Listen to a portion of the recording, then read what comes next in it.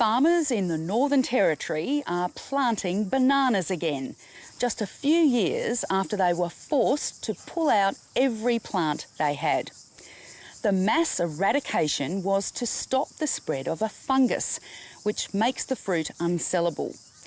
But some people say the program was heavy-handed, and there are now concerns growers won't cooperate if there's another outbreak in the future, as Stephen Schubert reports.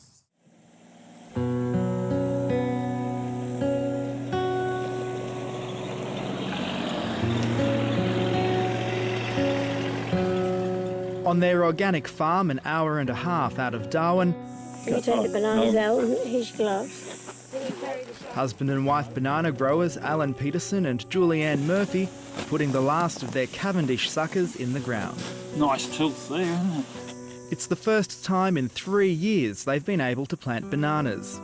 It's a big change. In 2013, an untreatable fungus threatening Australia's banana industry was found on their farm. Almost 8,000 plants had to be pulled out.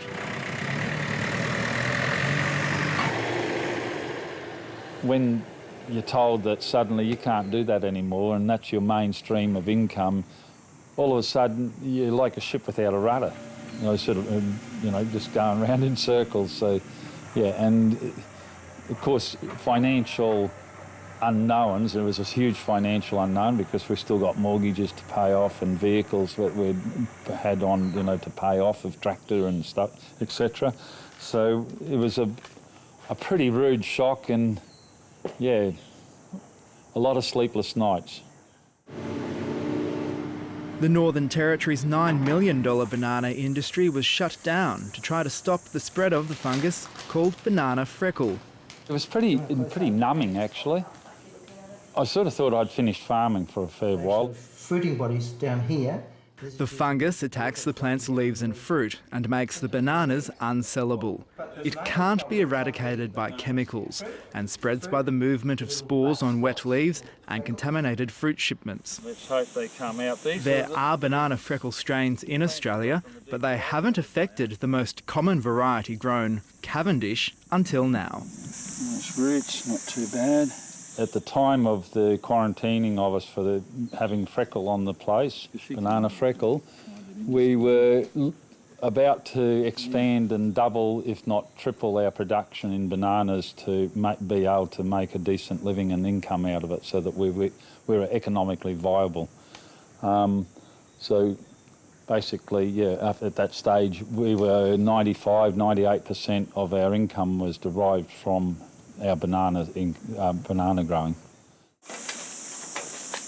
Might be one round the back. After their bananas were pulled out, they planted pawpaws to try to keep the cash flowing. It was a year before the plants could grow fruit. Pawpaw, $2.50 a kilo! Bloody lovely pawpaw! Pawpaws are harder to grow and not as popular as bananas, so salesmanship's important. We have a lot of people call in and sort of say, don't buy pawpaws, they don't eat pawpaws, that they'll stop and have a chat about when you're going to see your bananas back, when you think you'll get them in the ground. Yep. So there's definitely a memory, Darwin memory, collective memory of bananas from us. So. Faced with a threat that could damage the entire country's banana industry, the Territory Government and the Banana Growers Council took dramatic action. The Petersons were paid some compensation, but many smaller market farmers didn't receive anything.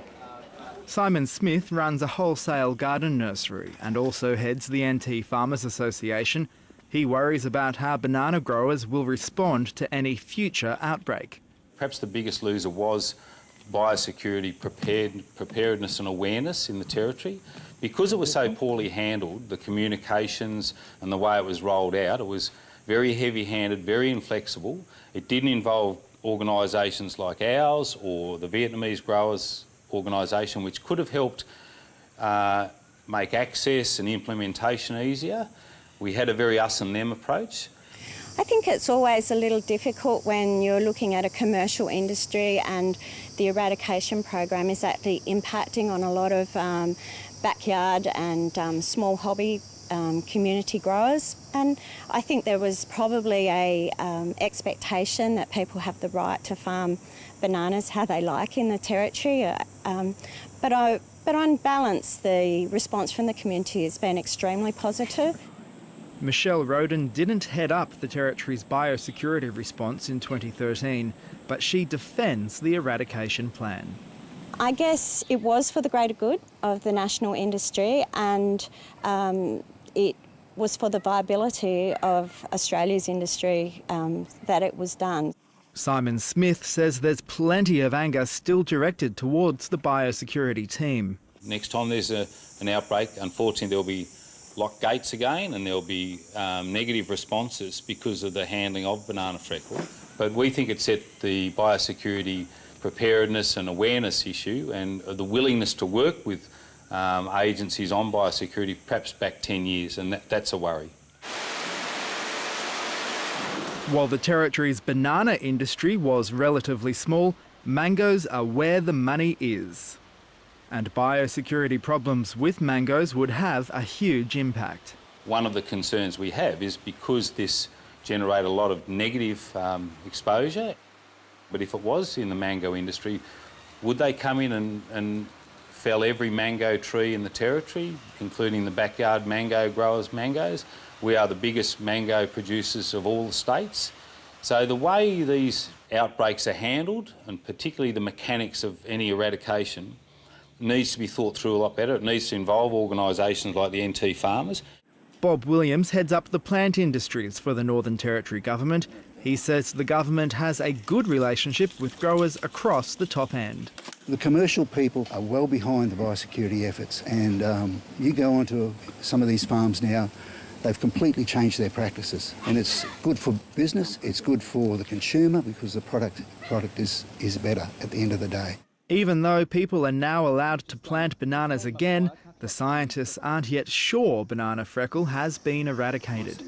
It only survives on live plants, but they'll have to wait for the hot, wet weather to come to put it to the test.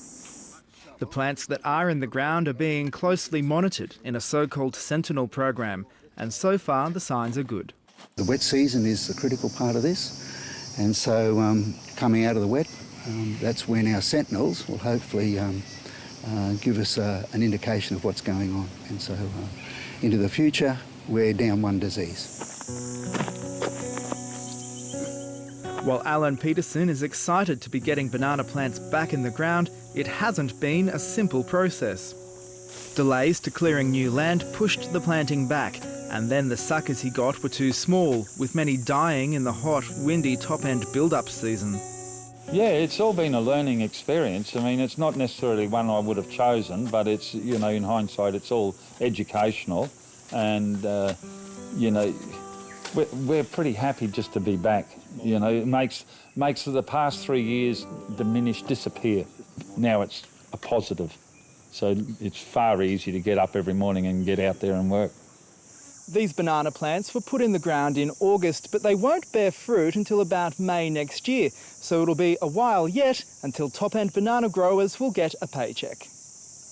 And if I could, I'd almost sleep down there with my baby bananas. I drive round them, look at them, pat them, coax them out of the ground a fair bit, you know, so I'm pretty excited to have them. I'm a bit of obsessive about banana plants.